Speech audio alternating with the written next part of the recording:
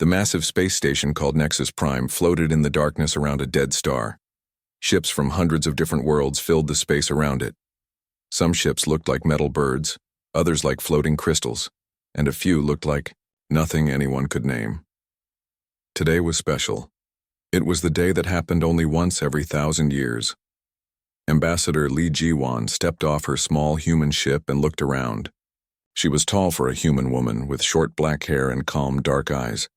Her simple blue uniform had no fancy decorations, but other aliens moved away when they saw her coming. They whispered to each other in their strange languages, but she could guess what they were saying. The human is here. Jiwan walked through the long metal halls of the station.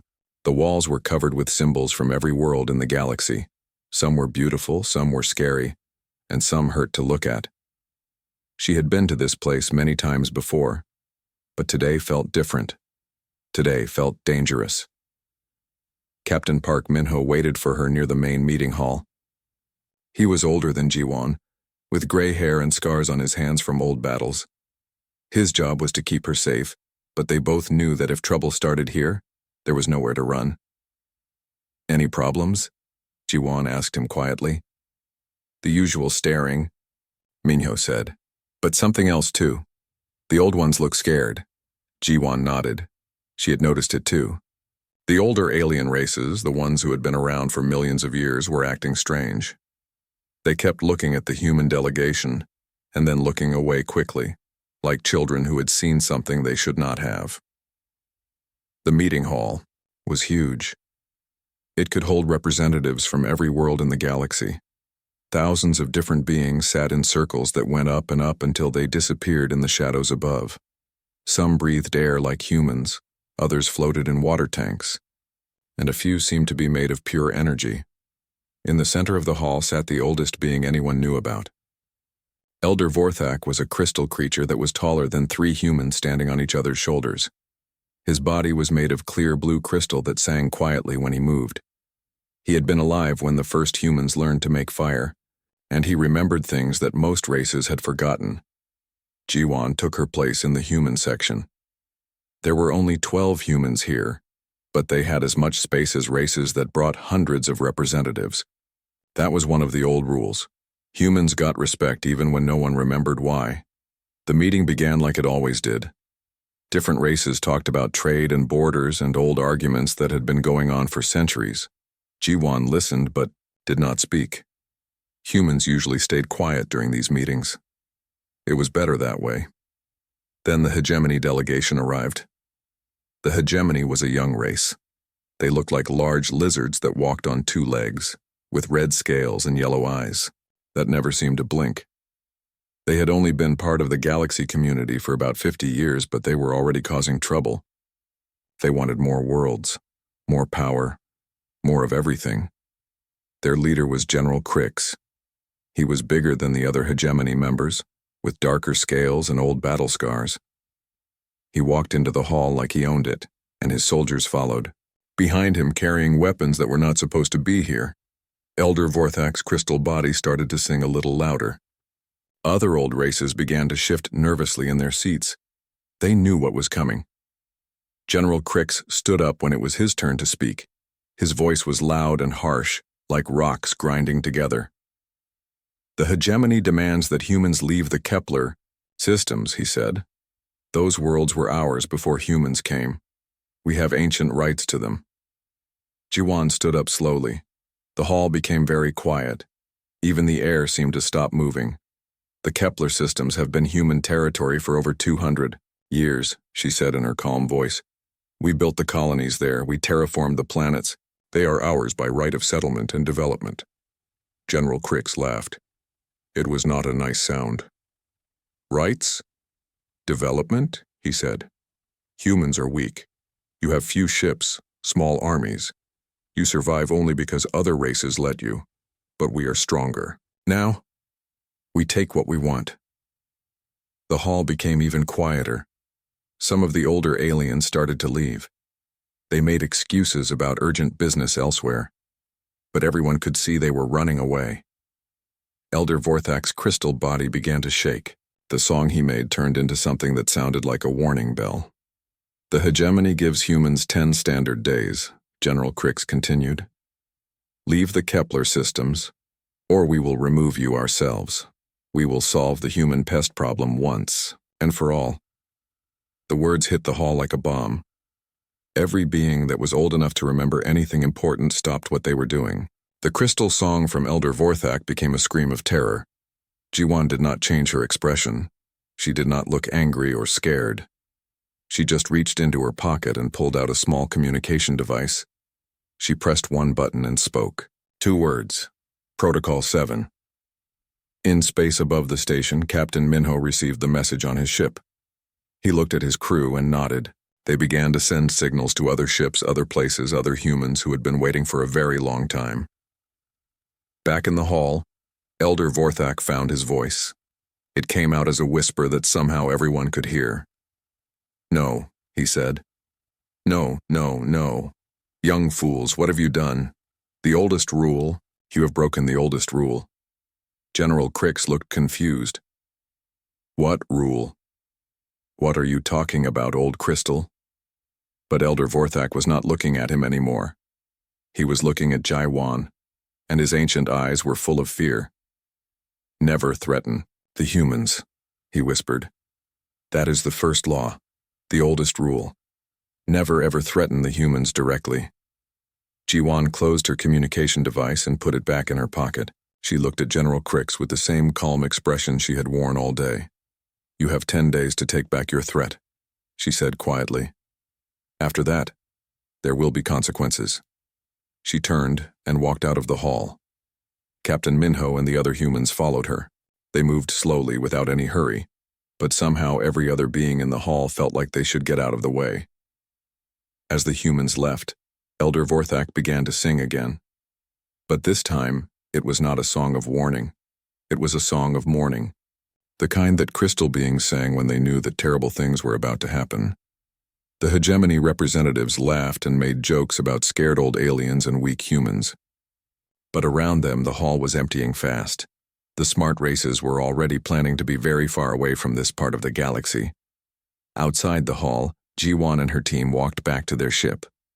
Minho looked at her with concern. Do you think they will listen? He asked. Jiwan shook her head. No, she said. They are too young and too proud. They do not know what humans really are. Should we warn them again? Warning time is over, Jiwan said as they reached their ship. Now we wait and see if they are smart enough to figure it out on their own. As their ship pulled away from Nexus Prime, messages were already traveling across human space. Old systems that had been sleeping for centuries began to wake up. Ships that had been hidden in the dark between stars started to move. The galaxy was about to remember why the oldest rule existed, and somewhere in the deep places where humans kept their most dangerous secrets, ancient machines began to hum with power, waiting for orders that they hoped would never come. The news traveled fast across human space. Every human world got the message within hours. General Crix of the hegemony had threatened to solve the human pest problem. He had given them 10 days to leave the Kepler systems. He had broken the oldest rule. On Earth, in a room deep underground beneath the old city of Seoul, Admiral Kim Tae-hyun sat at a table that had not been used in over 200 years. The table was round and made of black stone. Around it sat 12 other humans, but their chairs had been empty for so long that dust had gathered on them. Admiral Kim was not young. His hair was white and his face had lines that spoke of difficult decisions. His eyes were the kind that had seen too much, but they were still sharp and clear.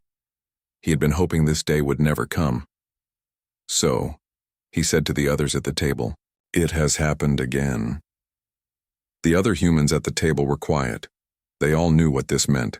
Dr. Choi Hyerin, head of human intelligence, spoke first.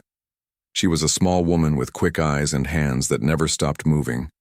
The hegemony has 50,000 ships, she said, reading from a tablet. They control 200 star systems. Their technology is about average for their age. They are strong, but not the strongest we have faced. Admiral Kim nodded slowly. And their military thinking. Basic, Dr. Choi said. They study our old wars with other humans. They think they understand how we fight because they have seen us fight each other. They do not know that we hold back when we fight ourselves." One of the other humans at the table laughed. It was not a happy sound. "They think our civil wars show our true strength," he said. "They have no idea that humans fighting humans is like children playing with toys." Admiral Kim stood up and walked to a wall covered with lights. Each light was a human world, a human fleet, a human base. There were so many lights that they looked like stars. "How long since we had a proper test?" he asked. 234 years, Dr. Choi answered without looking at her tablet. "The Korthak incident." "Ah, yes," Admiral Kim said. "The race that thought they could conquer Earth while our main fleets were away. What happened to them?" "They do not exist anymore," another human said quietly. "We removed them from space and time. Even their homeworld never was." Admiral Kim touched one of the lights on the wall. Across human space, sleeping machines began to wake up. Shipyards that had been quiet for centuries started to hum with power. Deep in hidden places, fleets that had waited in darkness began to move. The humans called it the Deep Protocol. Every human world had it. Every human ship carried it. When Protocol 7 was activated, everything changed.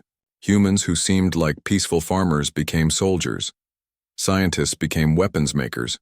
Children became tactical planners. But the galaxy did not see this. The galaxy saw only what humans wanted them to see. On the Hegemony homeworld, General Crix was having a meeting with his war leaders. They sat in a room with red walls and hot air that smelled like metal. Large screens showed maps of human space. "The humans have 37 worlds," one of his officers said. "Maybe 1,000 ships total. Their biggest fleet has only 50 vessels." General Crix nodded. The numbers looked good. The Hegemony had more ships, bigger guns, stronger armor. This would be easy. "What about their allies?" another officer asked. "None," General Crix said. "Other races do not help humans in wars. They stay away and watch from far off. We will face them alone." What General Crix did not know was that his spies were only seeing what humans let them see. The 1,000 ships they counted were real, but they were just the ones humans used for normal trade and patrol. The real fleets were hidden in places where Hegemony instruments could not find them. Across human space, the awakening continued. On a world called New Busan, farmers put down their tools and walked to hidden buildings in the hills. Inside those buildings were machines that could break planets. The farmers knew how to use them because all humans knew how to use them. On research stations, scientists stopped their peaceful work and began checking weapons that could tear holes in space itself. On trade ships, merchants opened secret compartments filled with devices that could make stars go out. Captain Park Minho was still in space near Nexus Prime, but his small escort fleet was not small anymore. Ships that had been invisible began to show themselves. They were huge, dark, and covered with weapons that most races did not have names for. Other alien ambassadors still at the station began to leave very quickly. They made excuses about important business at home, but everyone knew they were running away. The smart races had learned long ago that when humans prepared for war, it was best to be somewhere else. On the Hegemony homeworld, spy satellites watched human worlds and reported what they saw. Everything looked normal. Humans went to work, children went to school. Life continued as always. The Hegemony war leaders were pleased. The humans did not seem to be preparing for anything. But if the spies had better eyes, they would have seen the truth. They would have seen that the children playing in parks were practicing military formations. They would have seen that the workers going to factories were really soldiers going to armories. They would have seen that every human civilian was actually a member of the most dangerous military force in the galaxy. Dr. Choi Heron worked in her office on Earth, reading reports from across human space. Her assistants brought her information about hegemony movements, ship counts, weapon types. She read it all, but she was not really worried about the hegemony military. What worried her was what would happen after.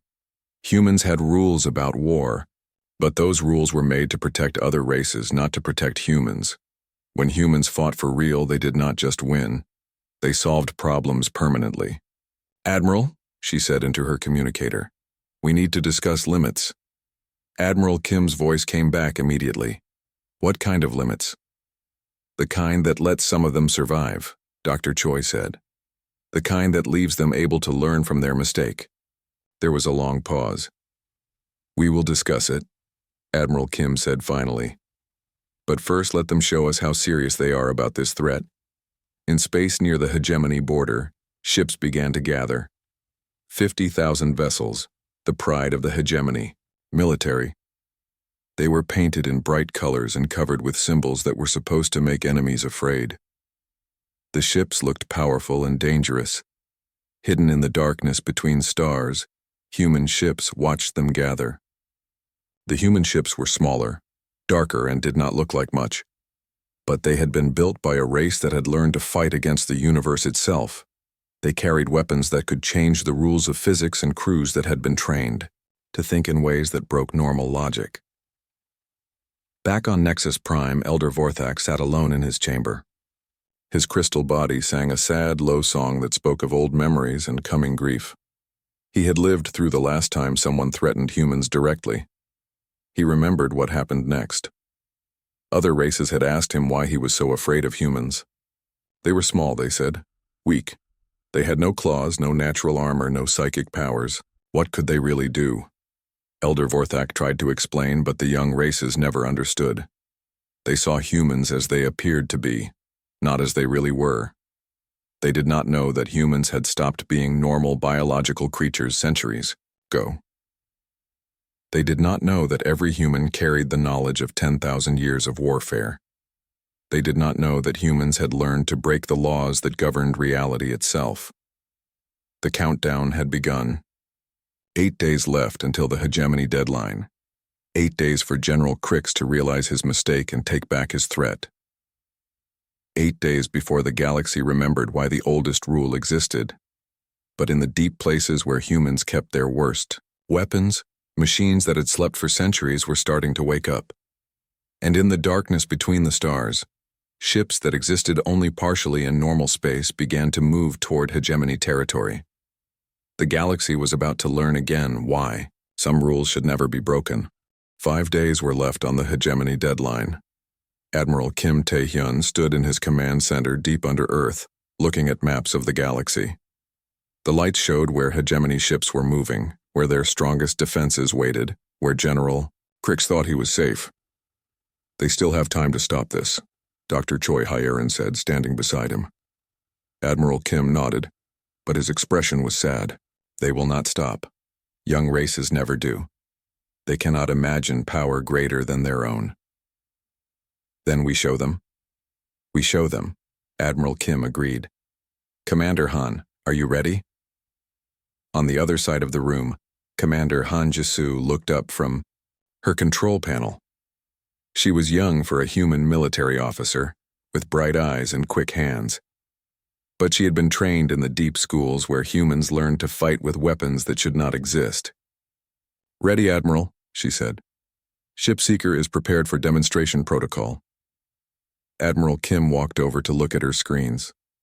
They showed a single human ship, small and dark, hanging in space near the edge of Hegemony territory. It looked like nothing special, just another human patrol vessel. Target? Admiral Kim asked. Fortress Keth, Commander Han said. Their strongest border defense, 500 ships, orbital platforms, planetary shields. They are very proud of it. Admiral Kim smiled, but it was not a happy smile. Good. Pride needs to be broken carefully. Begin the demonstration. Far away in the Keth system at the edge of Hegemony space, alarms began to ring. A small human ship had appeared at the edge of their sensor range. It was broadcasting a message on all frequencies. General Crix was visiting Fortress Keth that day. He wanted to see his strongest defenses with his own eyes. He stood on the bridge of his command ship, surrounded by his best officers, watching the human vessel on the main screen. The message from the human ship was simple. This is a demonstration. All military personnel must leave their ships and bases within 1 hour. Civilians are not in danger. The Hegemony officers laughed. One small human ship against 500 Hegemony vessels? Against orbital defense platforms that could crack moons? Against shields that could stop anything? Are they insane? One officer asked. They are desperate, General Crick said. They think they can scare us with threats. Show them what real power looks like. The Hegemony fleet moved to attack. 500 ships, all bigger than the human vessel, all carrying enough weapons to destroy cities. They surrounded the human ship and prepared to fire. What happened next broke every rule of space combat that anyone knew. The human ship did not try to run. It did not call for help. Instead, it seemed to fade slightly, becoming harder to see. Then it fired a single weapon. The weapon looked like a beam of light, but when it hit the first Hegemony ship, something impossible happened. The ship did not explode. It did not break apart. It simply stopped being a ship and became something else. The metal turned to water. The weapons became flowers. The crew found themselves floating safely in escape pods that had appeared from nowhere. The second ship fired at the human vessel. The shots passed right through it like it was made of light. Then the human ship fired again, and the second Hegemony vessel turned into a cloud of butterflies that flew away into space, somehow surviving in the vacuum. General Crix stared at his screens. What are they doing? His science officer was checking his instruments with shaking hands. I do not know, General. Our weapons are not hitting them. Their weapons are changing our ships into something else. The human ship moved through the Hegemony fleet like it was dancing. Every time it fired, another Hegemony vessel was transformed. Ships became gardens. Weapons became art. Soldiers found themselves in lifeboats heading toward safe planets with no memory of how they got there. The orbital defense platforms tried to stop the human ship. They fired planet-killer weapons that could melt continents. The beams hit the human vessel and disappeared, as if the ship was eating the energy and asking for more. Then the human ship did something that made General Crix's mind hurt to watch. It was suddenly in 3 places at once, then 5, then 10. Each copy of the ship was real, and each one was transforming more Hegemony vessels.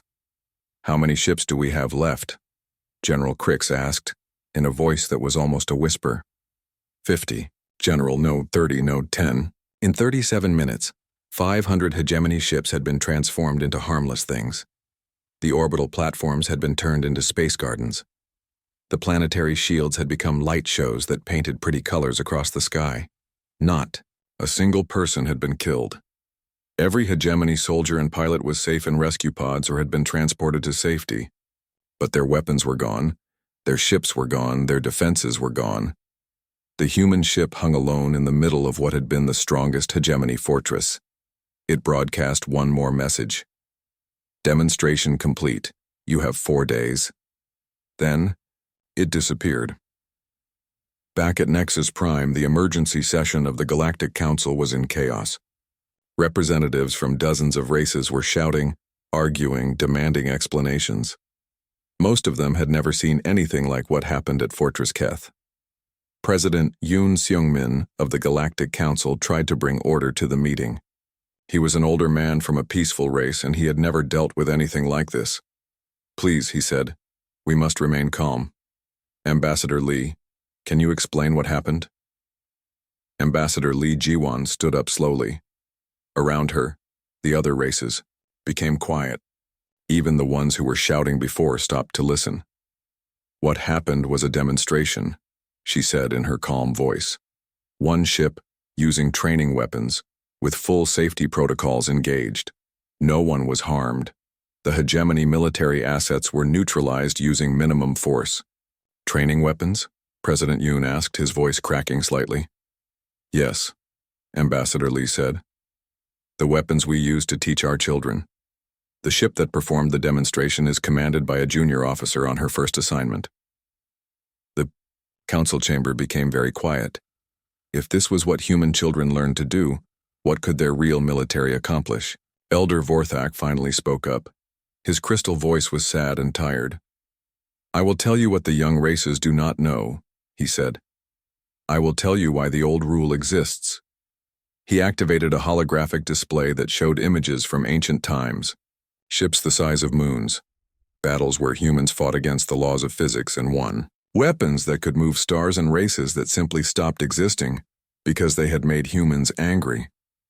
Humans fought a war against space itself, Elder Vorthak said. They fought against time and causality and entropy. They won. The weapons you saw today are toys compared to what they used in the old wars. The images showed human fleets that existed in multiple dimensions at once. They showed humans who had become more than biological creatures, who thought in ways that broke normal logic, who could reach into reality and change it like clay. The humans could conquer the galaxy tomorrow if they wanted to, Elder Vorthak continued. They could make us all into pets or plants or anything they chose. But they do not want to rule.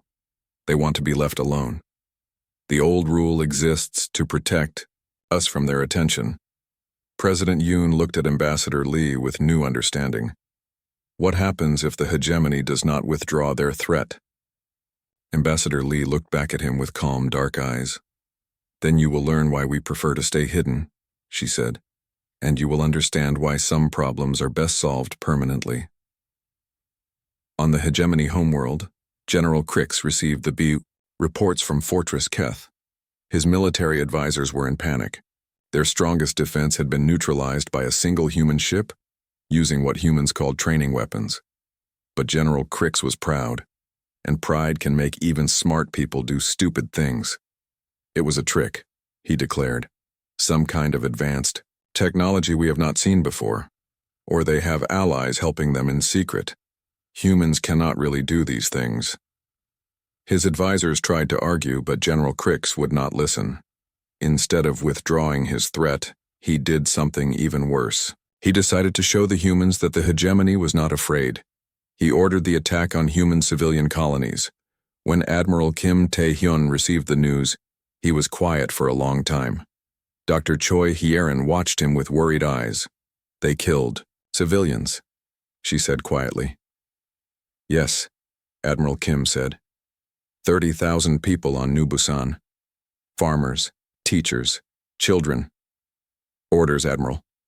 Admiral Kim looked at the lights on his wall that showed all of human space. Each light represented millions of people who trusted him to keep them safe. People who had built peaceful lives because they believed the old rules would protect them. Protocol 0, he said quietly. Full authorization. Across human space, machines that had slept for centuries began to wake up. Ships that existed only partially in normal reality started to move. Humans who had lived as civilians remembered what they really were. The demonstration was over. Now the galaxy would see what happened when someone hurt human children. The attack on New Busan changed everything. The peaceful farming world had been home to families who grew food for trade with other planets. Children who played in fields of grain that swayed in alien winds. Teachers who helped young minds learn about the galaxy. Artists who painted the beautiful sunsets of their adopted world. Now 30,000 of them were dead. Admiral Kim Tae-hyun stood in the memorial hall deep beneath Earth. The walls were covered with the names of every human who had died in wars. Across the centuries, there was room for many more names, but he had hoped they would never need to add any. The list from New Busan, Dr. Choi Hyerin said softly, handing him a data pad. Admiral Kim read the names slowly. Park Ji-young, age 7, Kim Hansel, age 12, Lee Minji, age 5, teacher, student, child. They targeted the school first, Dr. Choi said, her voice tight with anger. Then the hospital, then the homes. Admiral Kim set down the data pad. When he looked up, his eyes had changed. Dr. Choi had known him for 40 years, but she had never seen him look like this before. Not angry. Something much more dangerous than anger. How long since we used the deep fleets? He asked. Never, Dr. Choi said. The deep fleets have never been used in combat, only tested. And the causality weapons? Also never used against living targets, only in simulation. Admiral Kim walked to the command center where Fleet Commander Nam Yuna was waiting. She was a small woman with silver hair and eyes that seemed to see through time itself. She commanded, ships that most humans did not know existed, ships that could reach into the past and future, ships crewed by humans who had given up normal existence to become something more. Commander Nam, Admiral Kim said. You have authorization for Protocol 0. Full deployment. Fleet Commander Nam nodded slowly. Rules of engagement? There are no rules now, Admiral Kim said. They killed our children. They chose total war. Give them total war. Across human space, the real awakening began. On worlds that other races thought were empty, vast shipyards opened like flowers blooming in the darkness. Ships that had been waiting for centuries emerged from hidden places between dimensions. These were not the ships that other races had seen. Those were just the ones humans used for normal travel and trade. These were the ships humans built when they needed to fight the universe itself. The deep fleets existed partially outside normal space and time. Their crews had been modified in ways that let them think in multiple dimensions at once. They could see probability and causality as clearly as other people saw light and shadow. On the Hegemony homeworld, General Crix was celebrating his victory. The attack on New Busan had been perfect. It showed the galaxy that the Hegemony was not afraid of human tricks. It proved that humans were just another weak race that could be bullied. The other humans' worlds will surrender now, he told his officers. They know we will kill their civilians if they resist. His science advisor, a nervous Hegemony male named Drac, tried to speak up. General, our sensors are detecting strange readings from human space. Energy signatures we have never seen before. More tricks, General Crix said. Let them play with their toys. We have real weapons. But Drac was not so sure. The readings his instruments showed made no sense. Space itself seemed to be bending around human worlds. Time was flowing differently in some areas, and there were objects moving toward Hegemony, space that his sensors could barely detect. On Earth, Fleet Commander Nam Yuna stood in a chamber that existed in 7 dimensions at once. Around her, her crew prepared for deployment. These humans had given up normal biological existence to crew the deep fleet ships. They could survive in hard vacuum, think in quantum superposition and see the universe from angles that had no names. Target analysis? She asked her tactical officer. The Hegemony has 50,000 ships, he reported. Standard configuration. They exist only in normal space-time. No dimensional defenses. No causality shielding. Threat assessment? 0. They are using physics that is 3 evolutionary steps behind ours. Fleet Commander Nam activated the deployment sequence. Around Earth, holes opened in space itself. Through those holes came ships that looked like they were made of crystallized starlight and folded space. They moved without engines, communicated without radios, and existed in states that normal physics could not describe. The first ship to emerge was the flagship Eternal Moment. It was commanded by Captain Lee Dong-hyun, who had volunteered to have his consciousness spread across 17 different timeline variants. He could see every possible outcome of every decision before. He made it. Orders received, Captain Lee reported from across 7 different time streams. Hegemony total fleet located. Beginning dimensional analysis. Other ships followed. The Time Dreadnought Past and Future, commanded by Captain Kim Sulgi, who existed as both her past and future selves simultaneously. The Reality Carrier Infinite. Possibility. Carrying fighters that could attack from angles that did not exist in normal space. On Nexus Prime, Elder Vorthak felt the change in space-time and began to sing a song of mourning. Other ancient races detected the dimensional distortions and started evacuating their space. They knew what was coming. President Yoon Sung-min called an emergency meeting of all galactic powers. We must stop this, he said. We must convince the Hegemony to surrender before the humans arrive. But it was too late for surrender. The Hegemony had crossed the line that humans drew around their children. Now they would learn what humans were really capable of. Ambassador Lee Ji-won stood before the emergency council session. Around her, representatives from hundreds of races waited to hear what would happen next. The Hegemony chose total war when they killed our civilians, she said in her calm voice. We offered them chances to withdraw their threat. We demonstrated our capabilities. We warned them. They responded by murdering children. What will you do? President Yoon asked, though he was afraid to hear the answer. We will solve the Hegemony problem. Ambassador Lee said. Permanently. The word permanently sent shivers through the council chamber. When humans solved problems permanently, those problems tended to stop existing entirely. Please, Elder. Vorthak spoke up, his crystal voice cracking with age and fear. Young races do not know what they do. Show mercy. Ambassador Lee looked at him with sad eyes. We showed mercy at Fortress Keth. We used training weapons. We harmed no one. Their response was to kill our children. She paused. Mercy time is over. In space near the Hegemony border, their 50,000 ship fleet waited in formation. General Crix had positioned them to guard the approach routes to Hegemony worlds. His ships were armed with the best weapons his people could build. He was confident they could handle whatever the humans sent against them. His confidence lasted, until the human deep fleet arrived. The first sign was the stars going out. Not destroyed, just relocated. Space began to fold in ways that hurt to look at. Then shapes appeared that seemed to exist in too many dimensions at once. What are those? General Crix demanded, staring at his screens. I do not know, General, his sensor operator said. Our instruments cannot properly scan them. They exist in states our physics cannot describe. The human ships moved closer. They did not travel through space so much as convince space to be somewhere else. Reality bent around them like water around stones. Captain Lee Dongyun, commanding the Eternal Moment, observed the Hegemony fleet from 17 different timeline perspectives. In some timelines, the Hegemony ships tried to run. In others, they fought. In all timelines, the result was the same. Beginning problem resolution, he reported to Fleet Commander Nam Yuna.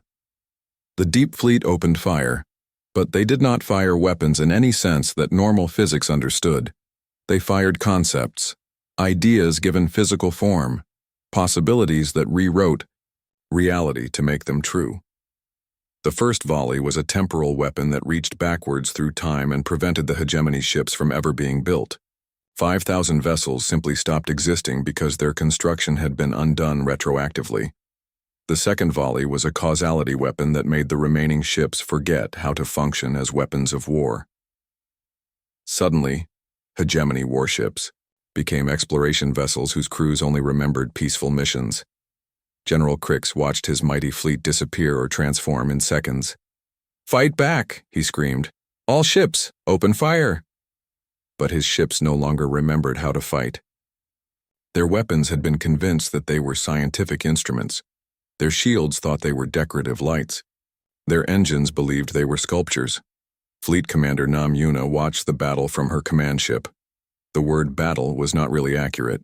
It was more like editing reality to remove the parts that caused problems. Hegemony fleet. Neutralized, Captain Lee reported.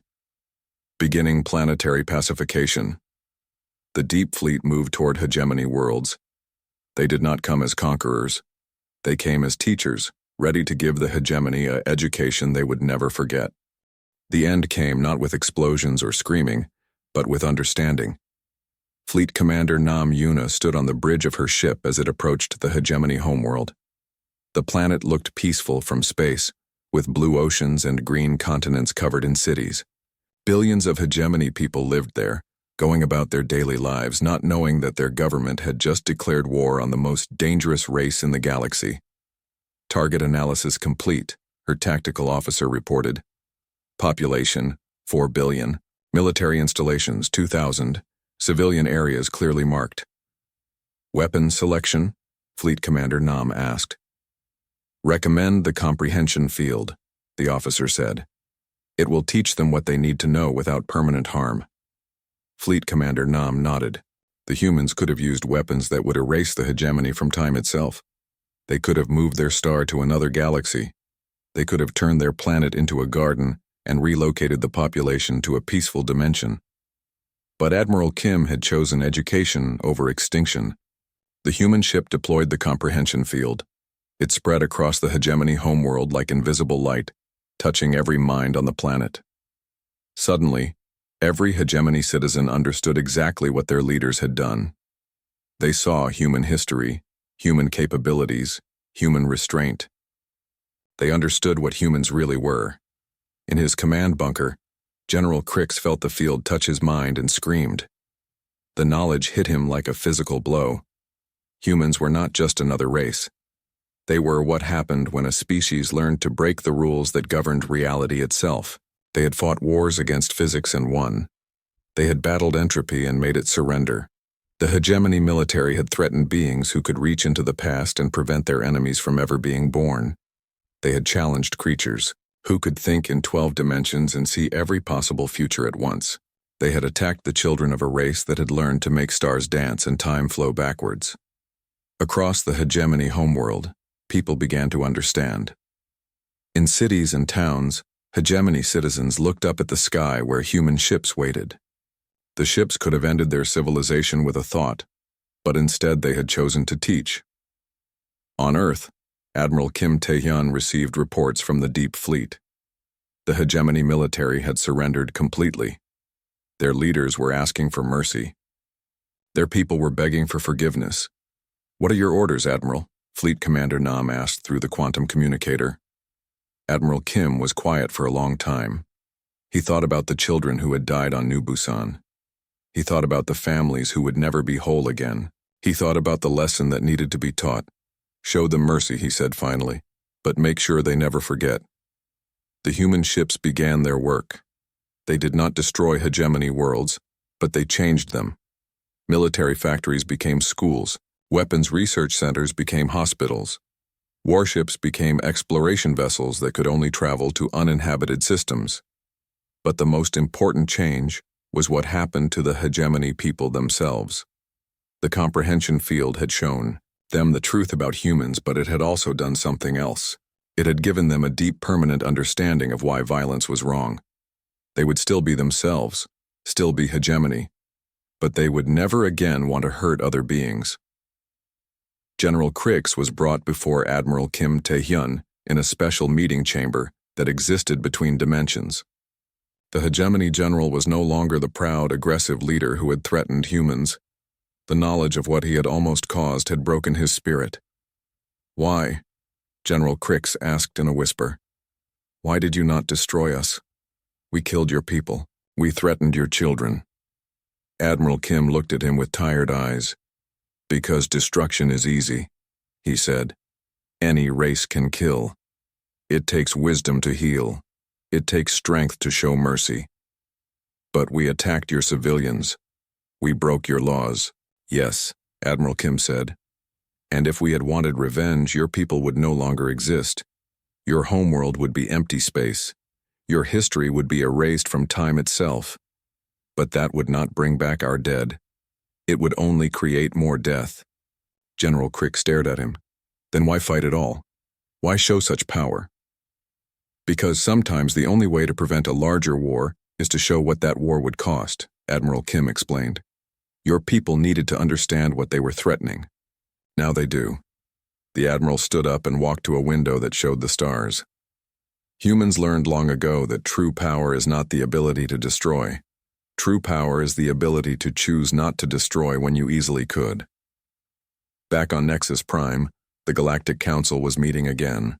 This time, the mood was very different. Representatives who had watched human ships reshape reality sat quietly, trying to understand what they had witnessed. Ambassador Lee Ji-won stood before them one last time. "The Hegemony crisis is resolved," she said simply. "Their military has been converted to peaceful purposes. Their people have been educated about the nature of violence. They will not threaten anyone again." President Yoon Seung-min looked at her with new respect and new fear. "Ambassador, what you showed us. Is this what humans are truly capable of?" "No," Ambassador Lee said calmly. "What you saw was us being careful. What you saw was us holding back. What you saw was us showing mercy." The council chamber was silent. If this was humans holding back, what would they look like when they did not? Elder Vorthak spoke up, his crystal voice stronger now. "The old records will be updated," he said. "Every race will learn the true history. Every world will know why the rule exists." "What rule?" asked a young representative who still did not understand. Elder Vorthak turned to face the entire council. Never threaten the humans, he said slowly. Never attack their civilians, never mistake their kindness for weakness. And most importantly, never make them pay attention to you. Why? The young representative asked. Because when humans pay attention to a problem, Elder Vorthak said, they solve it permanently, and you do not want to be a problem that needs solving. Ambassador Lee gathered her things and prepared to leave. As she walked toward the exit, President Yoon called after her. Ambassador, he said, will we see you again? She turned back and smiled. It was a kind smile, but there was something behind it that made him shiver. Hopefully not, she said. When humans stay visible, it usually means something has gone very wrong. On Earth, Admiral Kim Tae-hyun powered down the deep fleet and sent the ships back to their hidden places between dimensions. The weapons that could rewrite reality were locked away again. The soldiers who existed in multiple time streams returned to their quantum sleep. Fleet Commander Nam Yuna stood with him as they watched the last ship disappear into folded space. How long until the next time? She asked. Admiral Kim shrugged. 100 years? 200? Young races always forget eventually. They see humans being peaceful and think that means we are weak. They mistake our choice to be gentle for inability to be dangerous. And then we have to remind them again. Yes, Admiral Kim said sadly. It is the burden of being what we are. We cannot let them destroy themselves by threatening us. We cannot let them force us to become what we used to be. What we used to be? Admiral Kim looked at the stars and remembered the old days when humans were young and angry and fought everyone, including themselves, when they solved every problem with bigger weapons and louder wars, when they had not yet learned that true strength meant knowing when not to fight. Monsters, he said quietly. We used to be monsters. Beautiful, terrible monsters who broke things because we could. We learned better, but the capability is still there. It will always be there. Fleet Commander Nam nodded. She understood. Humans had evolved beyond their violent past, but they kept their weapons and their skills because someone had to. Someone had to be strong enough to protect the weak and wise enough to use that strength carefully. Same time next century? She asked. Hopefully not, Admiral Kim said. But they always forget eventually. In the deep places where humans kept their most dangerous secrets, ancient machines settled back into sleep. The weapons that could move stars and rewrite time returned to their waiting state. The ships that existed in impossible dimensions faded back into the spaces between spaces. The galaxy returned to its normal business. Trade resumed. Diplomacy continued. Young races argued over borders and resources, never knowing how close they had come to learning why some arguments should never be started. But in the historical archives of every world, new records were being written. Records that told the true story of what happened when someone threatened human children. Records that explained why the oldest rule in the galaxy existed. And in the deepest archives, where only the most ancient beings could read, Elder Vorthak wrote the final entry. They call themselves human. They appear weak, but they are not. They seem peaceful, but they choose to be. They could rule the galaxy, but they prefer to garden. They could solve every problem by force, but they try education first. They are what we might become if we are very wise and very lucky. They are what we should never ever threaten. Remember this. Remember why the rule exists. Remember that mercy, once refused, is rarely offered again. The entry was sealed and placed with the other warnings that kept the galaxy safe. Outside, human ships moved quietly between the stars, carrying trade goods and peaceful messages.